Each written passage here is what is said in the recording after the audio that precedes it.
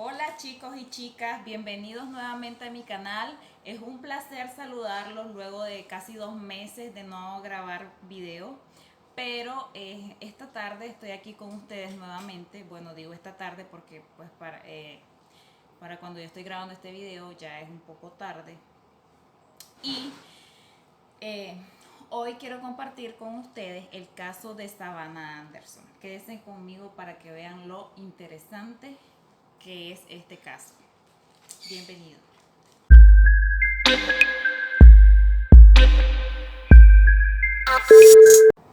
El caso de hoy tiene lugar en Irvine, California, Estados Unidos. Este caso empieza el 14 de mayo de 1979.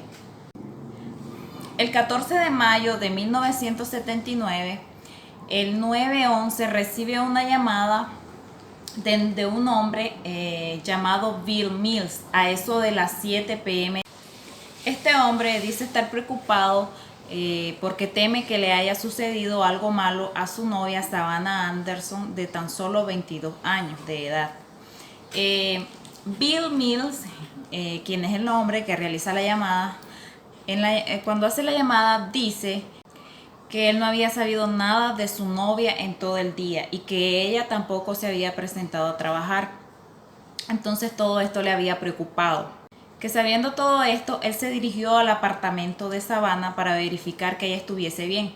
Al llegar al apartamento, él notó que el auto de Savannah estaba en el parqueadero del complejo de apartamentos donde ella se quedaba. Así que se dirigió a su apartamento, valga la redundancia, y tocó muchas veces la puerta, pero extrañamente la puerta estaba bajo llave, o sea, y no había indicios de que hubiese alguna persona dentro del mismo. Así que entonces él se preocupó demasiado y por eso decidió llamar a emergencia. Así que las autoridades envían al oficial Jimmy Post a investigar el caso. Cuando Post llegó al lugar, se dio cuenta, él notó que todas las puertas estaban cerradas con llave, todas las puertas del apartamento, y que todas las cortinas de las ventanas también estaban cerradas. No había ningún indicio de alguna entrada forzada. Sin embargo, la ventana del dormitorio del lado norte del apartamento estaba abierta y no tenía cortina. Así que el oficial Potts accede al apartamento a través de esta ventana. Una vez el oficial dentro del apartamento se encuentra con una terrible escena. El cuerpo de Savannah Anderson estaba tirado desnudo sobre la cama. Estaba boca arriba, tenía las piernas y los brazos abiertos. Las mantas de la cama estaban dobladas y Savannah aún portaba un reloj que llevaba en la muñeca izquierda y ella también portaba un collar de oro en su cuello. Incluso toallas ensangrentadas cubrían su rostro. Era una escena terrible, habían manchas de sangre por toda la pared, en la alfombra. Era evidente que Anderson había sido víctima de un abuso sexual. Así que el oficial Potts inmediatamente tomó medidas para asegurar la escena del crimen y pidió refuerzo. Es entonces que el detective de homicidio Ronald Beach inicia la investigación del caso. El detective inmediatamente descarta el robo como móvil del asesinato, porque todas las pertenencias de Savannah estaban ahí. Estaban su tarjeta de crédito, su cartera, había un joyero y al parecer no se habían llevado absolutamente nada. Lo que sí había en la escena, había muchos indicios de que Savannah había luchado por defender su vida. Esta presentaba heridas defensivas en sus brazos. Esta tenía muchos huesos rotos, su mandíbula fracturada. Es decir, que se notaba que ella había luchado y luchado por su vida, pero lamentablemente no logró vencer, porque ya sabemos pues el resultado. Ella tenía signos como que si le hubiesen colocado lazos o cordones en el cuello, puesto que ella tenía signos de que, o sea, como que se quiso quitar algo que le colocaron en el cuello, porque había rasguños alrededor de su cuello y al parecer habían sido de sus propias uñas. O sea, cuando ella la estaban ahorcando con el cordón o con lo que sea que le hubiesen puesto en el cuello. Al parecer ella luchó y luchó por sacarse eso, que hasta se rasguñó con sus propias uñas. Entonces los detectives se enfocan en investigar cómo y por qué se cometió un crimen tan atroz como el que se había cometido con esta chica, Savannah Anderson. Los detectives deciden plantearse una hipótesis. Al parecer a Savannah la habían atacado sobre la cama. Encontraron un cubrecama dorado que estaba envuelto, así que las autoridades decidieron extenderlo y se dieron cuenta que a un costado del cubrecama tenía estaba más ensangrentado. Y esto indicaba para las autoridades que el cuerpo de Savannah estuvo ahí un buen tiempo. Es decir, que cuando ella se estuvo desangrando, como estuvo en una sola posición, por eso es que el cubrecamas tenía ese mayor proporción de sangre en ese punto, en un costado del cubrecamas dorado. Para las autoridades a ella la habían matado sobre ese cubrecama, pero la persona que la había asesinado la había dejado sobre unas sábanas limpias de color lavanda.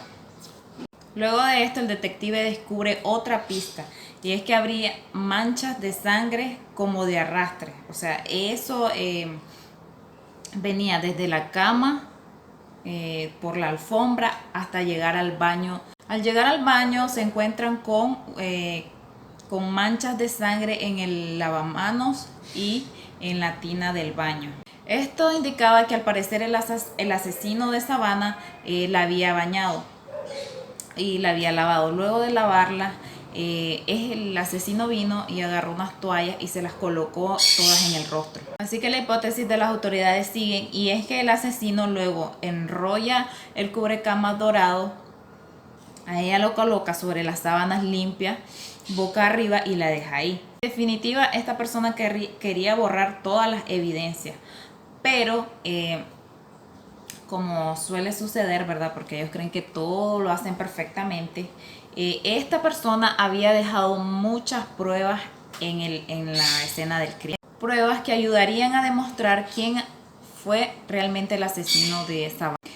El asesino de Savannah había dejado una huella de sangre en el marco de la puerta que había entre la habitación y el baño. Esta prueba era básicamente, esta huella de sangre tenía a la orilla del marco de la puerta plasmada su mano, o sea que era una huella palmar.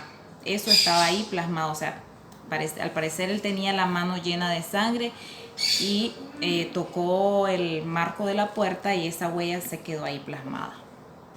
Y no solamente había dejado esa huella palmar ahí, había dejado otras huellas con la sangre de Savannah en distintos lugares del apartamento. Este era un aporte súper importantísimo, porque las autoridades en ese momento pensaron que resolverían el caso rápidamente, porque eran pistas muy importantes. Pero luego verán lo que sucede a continuación. Bueno, como es común en todos los casos, las autoridades siempre se centran en las personas más cercanas a la víctima. Esto sucede porque generalmente la mayoría de personas que cometen el hecho, o sea, el asesinato contra otra, prácticamente la mayoría de veces son familiares, que un novio, que un esposo. Es por eso que las autoridades empiezan a investigar desde ese punto.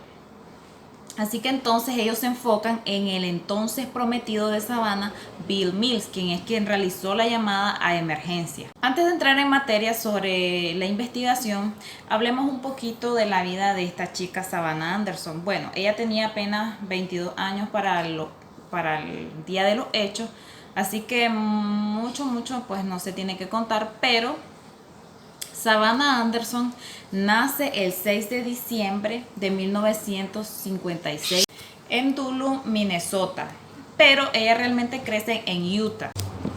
Su mamá era Maxine Lane Anderson y su papá Alvin Raymond Anderson. Espero haber pronunciado correctamente sus nombres, ¿verdad? Cabe recalcar que esta chica era hija única. Savannah Anderson era una chavala inteligente, con visión a futuro. Era fiel defensora de los derechos humanos. Alguien a quien le gustaba la igualdad, la justicia. Savannah, bueno, no hay mucho que decir, ¿verdad? Hasta que ella conoce a Bills. Esto lo cuenta una amiga de ella que se llama Lane. Conoce a Bills y se enamora perdidamente de él, porque vio en él un hombre bueno, un hombre trabajador, todas esas características positivas que hacen que uno se enamore de la persona. Además, una amiga de ella llamada Lane cuenta que Savannah siempre hablaba maravillas de Bills, o sea que Bills la trataba súper bien, que era muy detallista con ella. Ella prácticamente se encontraba súper feliz con Bill Mills. Así que bueno, como no hay mucho que contar sobre su vida porque pues estaba muy joven. Pasando el día de los hechos, continuando con las investigaciones, se sabía que Savannah Anderson ese día, el 14 de mayo de 1979, ella a eso de las 2:03 a.m. estuvo hablando con su mamá para desearle un feliz día de la madre. Llegan los resultados de la autopsia y este revela que Savannah tenía múltiples golpes, que al parecer había sido golpeada con un objeto contundente. Tenía muchos golpes en su cara, o sea, tenía el cráneo fracturado. El médico forense determinó que Savannah tenía aproximadamente 36 golpes en función de las graves heridas que presentaba. La autopsia también revela que ella había sido abusada sexualmente. Así que siguiendo con la investigación de la policía se da cuenta que Bill Mills conoció a Savannah Anderson en un complejo de apartamentos, o sea, ahí se enamoraron, ahí fue donde se conocieron y empezaron a conversar, a entablar su relación. Luego él se muda a Irving para estar más cerca de ella. Él era un vendedor, era una persona que no tenía antecedentes penales, no tiene, o sea, prácticamente no tenía nada negativo. Se notaba que la relación de ambos era buena. Al parecer Bills no tenía ningún problema con ninguna sustancia nociva, ningún problema con drogas, nada al respecto. No parecía ser una persona violenta. Al parecer el tipo pues estaba limpio. Pero las autoridades buscan a Mills para interrogarlo y le preguntan acerca del día anterior a la muerte de Savannah. Él efectivamente confirma que, o sea, lo que había dicho en la llamada 911, que ambos habían estado juntos el día anterior, que habían almorzado junto a otras dos parejas.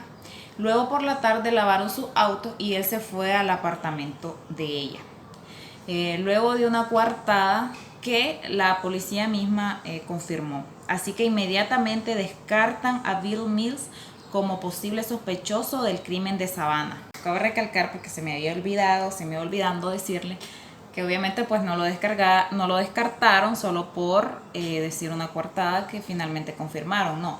Él, además de eso, la policía le dijeron, mira, dame todas tus huellas dactilares que las vamos a pasar por el perito para ver si no son las que encontramos en la escena. Bills dijo que sí, que no había ningún problema. Entonces llevaron las huellas de Bills, las examinaron, ¿verdad? Los compararon con las encontradas en la escena del crimen y no eran, o sea, no coincidían. Es decir, por ese motivo fue que finalmente lo descartan como sospechoso. Es entonces que la policía se centra en una información que la familia misma de Savannah les había dado. Y es que Savannah, cuando se muda a California, ella primeramente vivía en Newport Beach. Pero hacía poco que Savannah se había mudado a Irving, a un complejo de apartamentos que contenía seguridad las 24 horas del día. Pongan atención a eso, 24 horas del día. Por su seguridad, porque era algo que a ella le preocupaba muchísimo. Y este nuevo lugar, al parecer, a ella le brindaba una seguridad completa, o sea, le hacía sentir bien porque se sentía súper segura. Entonces, los investigadores deciden hablar con los dos guardas. Así que resulta que ese día habían estado trabajando dos guardas de seguridad. Uno era Robert Sellers, que había trabajado en un turno de 12 horas que concluyó a la medianoche. y el otro Charles Doyle, quien trabajó hasta las 12 del día siguiente, que habían estado de turno el día del crimen, para ver si ellos habían notado algo extraño o algo sospechoso. Las autoridades llevan primero a Robert Sellers a investigarlo, a interrogarlo, y le muestran una foto de Savannah y le preguntan si la conoce. Él dice que sí la conoce porque vio la foto en el periódico y que era la joven con la que había hablado algunas veces en el complejo. A él le preguntaron si había visto algo anormal. Él dice que entró a trabajar a las 12 del mediodía. También dijo que a cada hora él hizo su ronda y que no había notado nada extraño, nada raro, y que tampoco había visto a Savannah ese día. Es entonces cuando pasan a interrogar a Doyle. Este señor fue el que relevó a Robert Sellers, es decir, es el que tomó el turno de la medianoche para las 12 del día siguiente. Doyle dijo que ese día había llegado un poco tarde a recibir el turno. Dijo que había llegado a relevar a su compañero y cuando entra al lugar ve el auto de Sellers, pero que él no estaba ahí. Así que dio una vuelta por el complejo de apartamentos. Doyle, a diferencia de Sellers, sí dijo haber visto a Savannah. Este dijo que en su primera ronda en el complejo de apartamentos había visto a Savannah hablar por teléfono, o sea que la vio por la ventana y la vio hablando por teléfono. También dijo que en su segunda ronda vio a Anderson cerrar la puerta de cristal de su patio y tirar de las persianas, o sea que la estaba cerrando. Pero, o sea, era algo que a las autoridades les parecía sumamente extraño, como es que este hombre vio a esta chica, esto ya le estaba pareciendo algo extraño a las autoridades. Pero aparte de esto, las autoridades también estaban pensando que era muy extraño que Doyle no hubiese encontrado a su compañero por todo el complejo durante los turnos que hizo, las rondas, perdón. Así que el hombre describe que no es hasta las 2:30 que Sellers aparece con la camisa de su uniforme en la mano y con su faja, con su cinturón en la mano. Doyle dijo no darle importancia porque en ese momento hacía calor y como su turno ya había terminado, pues no le dio importancia, no lo notó algo extraño. Así que él dice que hizo todas sus demás rondas que le tocaban hasta concluir con su turno y que no notó nada más, o sea, nada extraño durante todo ese tiempo.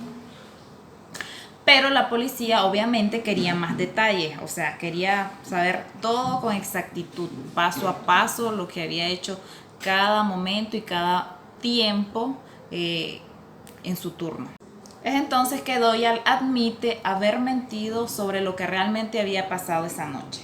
Doyle admite haber ido hasta el otro lado del complejo con su automóvil, estacionó su auto en el último lugar y en ese momento decidió tomar una siesta, es decir, él se durmió. Según Doyle mintió porque no podía quedarse dormido, es decir, ellos tenían prohibido dormir en su tiempo de trabajo, en su hora laboral. Obviamente pues a todo mundo prohíben eso, ¿verdad? Pero él decidió tomarse una siesta de 2 a 3 horas. Así que él dice no saber si durmió 1 o 3 horas. El asunto es que cuando ya iba amaneciendo, él dice que se despierta porque escucha un portazo, es decir, un golpe. Como cuando está cerrando la puerta de un auto, escuchó ese tipo de golpe. Y ahí mismo mira a Robert Sellers, quien había regresado al complejo de apartamentos. Doyle dice que Robert lo invitó a desayunar y que ambos se fueron a desayunar. Doyle decía sentirse molesto porque se había enterado o prácticamente ya sabía que ese día era su último día de trabajo porque la empresa había prescindido de su servicio. Además, bueno, eso fue lo que él dijo, ¿verdad? Y por eso se sentía molesto y decidió irse a desestresar con su amigo Robert Sellers a tomar el desayuno.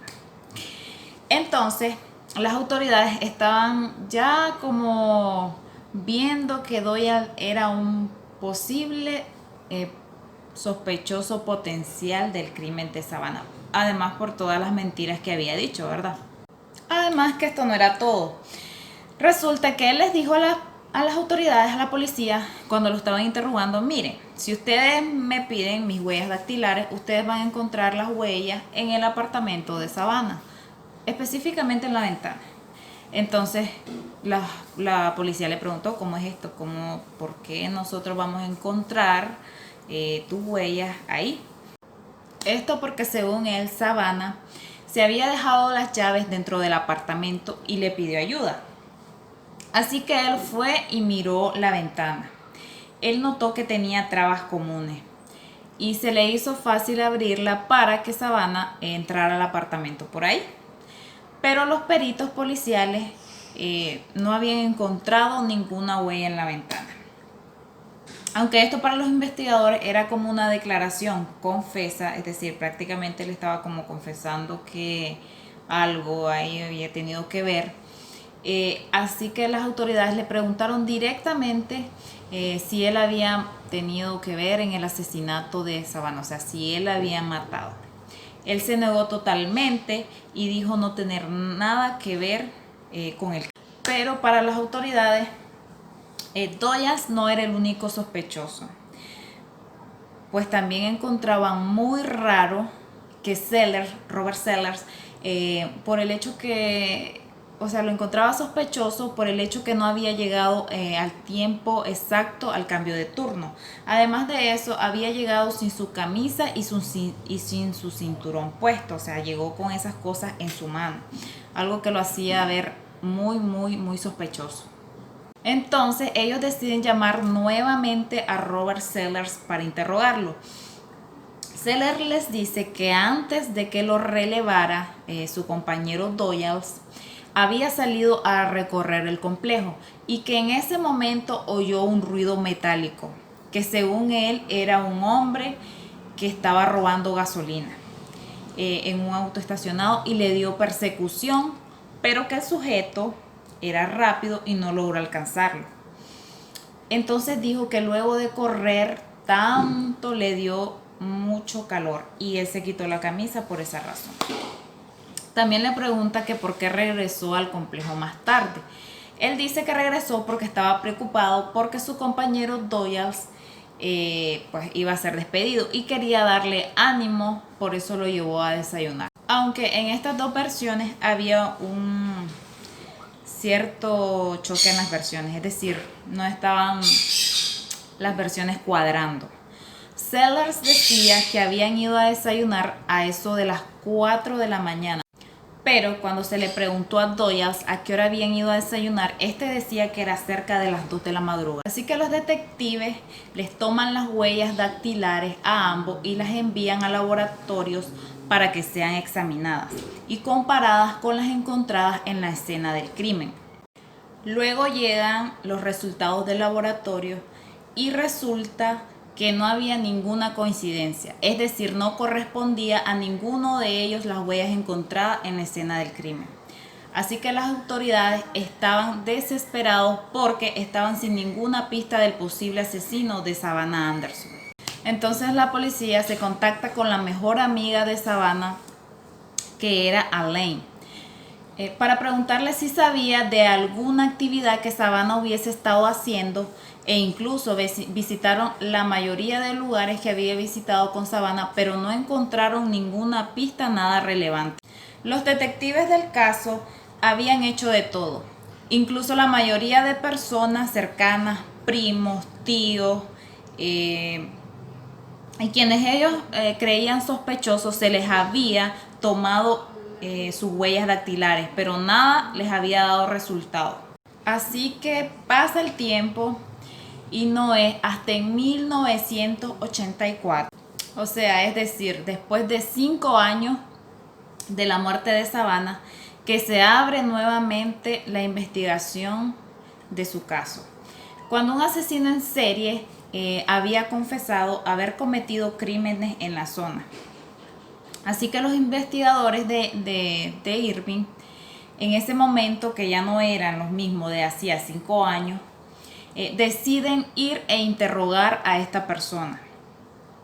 Pero antes tenían que manejar todas las circunstancias sobre el caso de Savannah. Es entonces que el detective Larry Montgomery y uno de los detectives asignados al caso, al momento de estar estudiando el archivo del caso de Savannah Anderson, se da cuenta que no pudo ser asesinada por este asesino serial, puesto que había una gran diferencia del caso de Savannah Anderson a los demás cometidos por el violador de Irving, que era como había sido catalogado el asesino serial de esa zona en ese momento. Y esta era la huella palmar que había dejado el sujeto. Pues lo que el detective determinaba que el asesino serial había sido demasiado cuidadoso en los demás casos y en este no, o definitivamente el asesino del caso de Savannah Anderson era otra persona. Además, Montgomery encontró en el archivo de Savannah la declaración de un sujeto en particular, que según él, en el interrogatorio que le hicieron en ese momento, este sujeto había dicho cosas propias de un culpable.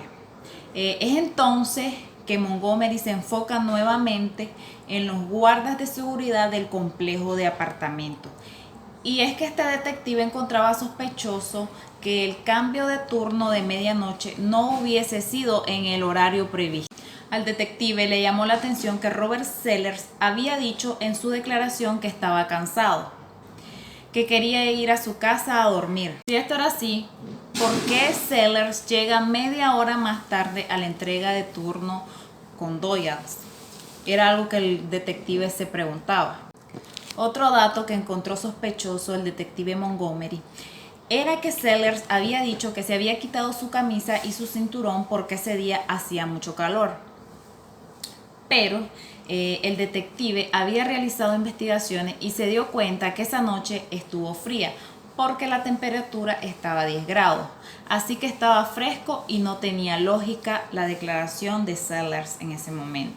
Además de esto, ¿por qué si Sellers estaba cansado decidió volver al complejo horas más tarde luego de entregar su turno? ¿Por qué no decidió simplemente quedarse en casa a descansar? Algo que el detective Montgomery también se preguntaba era por qué Doyle's había escuchado cerrar la puerta del auto si Sellers acababa de llegar.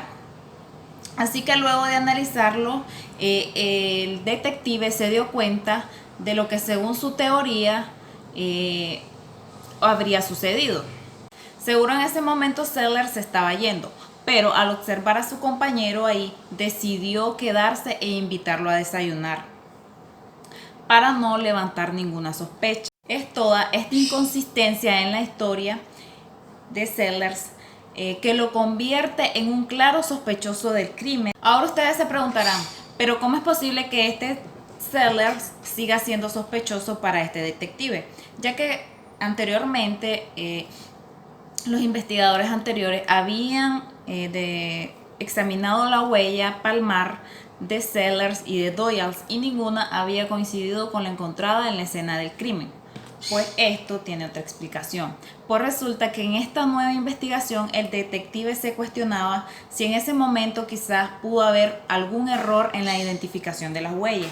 Así que el detective Montgomery solicita a un perito dactiloscópico que revisara nuevamente la comparación de las huellas.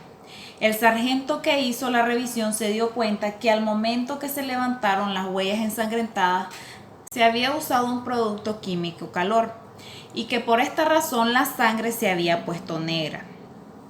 Es ahí donde se da cuenta que se había cometido un error como él lo había pensado. Se había invertido las huellas originales por el cambio de color. Es decir, las encontradas en la escena, el perito las había analizado al revés. Es decir, las huellas estaban así y el perito anterior las había analizado de esta manera. O sea que las había analizado de manera invertida.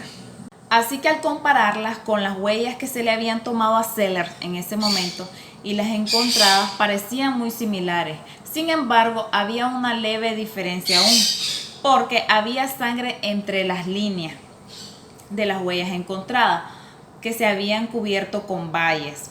El único problema por el cual no coincidían las huellas era una línea. Luego de detectar el error del perito anterior, se hicieron los respectivos ajustes para comparar nuevamente las huellas y el resultado fue que las huellas coincidían de forma exacta, así como ustedes lo escuchan. O sea, por un error, bueno, no un error humano, porque los errores los podemos cometer cualquiera, obviamente, si no, no seríamos humanos, ¿verdad? Por esa razón, este hombre estuvo libre todos estos 5 años. Entonces, como les decía, ya habían pasado 5 años después de lo sucedido. Y para ese tiempo, Sellers se había contraído matrimonio con su novia de la secundaria y tenían un hijo en común. Todo este tiempo Sellers había sido un ciudadano ejemplar. Él no había cometido ninguna falta, no tenía ninguna multa. Así que el 29 de marzo de 1984, ya la policía, con las evidencias en mano, procede a capturar a Sellers. Se le volvió a interrogar y al principio negó a aceptar lo cometido. O sea, él se estaba negando, como que yo no hice nada, ustedes ¿por qué me arrestan? Él estaba haciendo caso omiso, o sea, él seguía diciendo que era inocente. Pero el detective le dice, bueno, pero mira, aquí tenemos las huellas donde coinciden con las encontradas en la escena del crimen. Es ahí donde Sellers se quiebra y empieza a contar todo lo que había hecho ese día. Así que le empieza a contar lo siguiente. Él dice que la vio hablando por teléfono en la cocina y él ingresa por la ventana de la habitación. Ella no escucha nada cuando este entra porque aún estaba al teléfono. Luego ella cuelga y se va a la habitación. Ella al verlo ahí empezó a gritar y Sellers tenía un bastón. Esos bastones de seguridad o que le han visto a las autoridades, a la policía, eso que se les da a los guardas de seguridad. O a manzabolo como le llamamos aquí pues en Nicaragua. Dice aquí pues, e inició a golpear a Savannah con ese objeto. Luego de eso quedó inconsciente. Después él la lleva al baño para lavarla y después de eso la llevó y la puso sobre la cama. Luego se dio cuenta que eran más de las 12 de la madrugada y que llegaría tarde a la entrega de turno. Así que cuando él decide regresar al complejo nuevamente, entra a la habitación de Savannah, le coloca unas toallas limpias en la cara y tiene sexo con ella ya fallecida. O sea que ahí se practicó la necrofilia. Qué enfermo mental realmente. Luego ya de fallecida fue que este hombre procedió a violarla. Bueno, eso es lo que él dice, ¿verdad? Luego que hizo eso, la violó y él se fue pues de la habitación. Este hombre, Robert Sellers, es llevado a juicio y es acusado de homicidio premeditado y violación. Pese a que este hombre ya había declarado todo lo cometido, al momento del juicio él se declara inocente nuevamente. Además de esto, la defensa de él alegaba que tenía una capacidad disminuida ese día debido a la falta de sueño y el consumo de grandes cantidades de anfetamina. O sea, que eso había hecho que su cerebro colapsara y que en ese momento no se encontraba en su sano juicio. Pero la fiscalía había demostrado suficientes pruebas físicas que dejaban claro que Sellers sabía perfectamente lo que estaba haciendo. Sellers se había obsesionado con Savannah y la mató cuando ésta no aceptó sus insinuaciones sexuales. O sea, eso estaba más que claro, mi amor. Eso estaba más que claro. Así que al final este hombre es declarado culpable en homicidio en primer grado. Lo condenan a cadena perpetua sin posibilidad de libertad condicional. Es decir, que ese hombre ahí se iba a morir, ahí se iba a podrir en la cárcel. Se lo tenía bien merecido para todo lo que le hizo a la pobre muchacha. Es un suceso triste, ya que esta chavala pues se había mudado a un complejo porque tenía seguridad las 24 horas. Es triste porque resulta ser que quien debía protegerla fue quien le arrebató la vida. Ahí sí que le falló la seguridad al 100%. Y quizás si no se hubiese mudado a ese complejo, si se hubiese quedado en Newport Beach, quizás ella, si, o sea, hubiese seguido viva, pero por creer en la seguridad que le ofrecía ese complejo, las 24 horas, ella se muda, más sin embargo no sabía que esas personas que decían ser su seguridad, que decían ser sus protectoras, eran quien finalmente le iban a arrebatar la vida. Algo realmente muy triste. Pero bueno, amigos, díganme qué les ha parecido el video de hoy. Espero que les haya gustado. Si les gusta el video, déjenme su like, suscríbanse al canal, compartan el video con sus amistades para que se entretengan un rato ahí en su tiempo libre y disfruten de mi videito, de mi caso, que espero les haya gustado. A mí me gusta siempre el proceso de las autoridades para llegar a la persona agresora, al victimario. Y lo que más me gusta son los casos resueltos, porque es ahí donde la víctima obtiene justicia. Cierto que pues la vida no regresa, porque eso es algo irreemplazable, pero por lo menos se hace justicia.